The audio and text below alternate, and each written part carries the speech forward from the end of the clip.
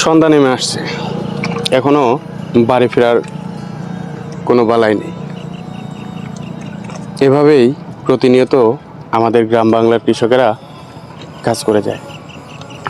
আমি কথা বলতে চেষ্টা করব আমাদের এই চাচার সাথে। চাচা, জি, কি কাজ করতেছেন? ধান লাগাইতেছেন? ধান লাগাইতাছি।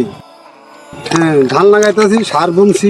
তো সন্ধ্যা হয়ে আসলো, সবাই তো মাঠ থেকে চলে গেছে। চলে গেছে। আর আমার তো ক্ষেত শুকাই গেতেছে গা, পানি বেগে কারেন্ট থাকে না, যার ফলে কি করবো আর সন্ধ্যা হইলেও আমার ক্ষেত্রে সাইজ কোন লাগবে, সাইজ করতে হইতেছে। জি স্যার।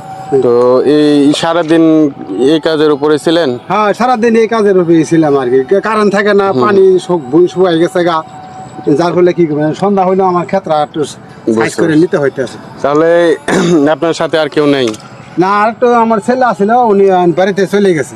এখানে চাষ দেওয়ার মতো কোনো ব্যবস্থা নেই, সমস্তটা নিজে কোদাল দিয়ে কোপায় এরকম করলেন? হ্যাঁ, কোদাল দিয়ে কোপাইয়া এখানে কাজ করলাম, বই লেবেল করলাম।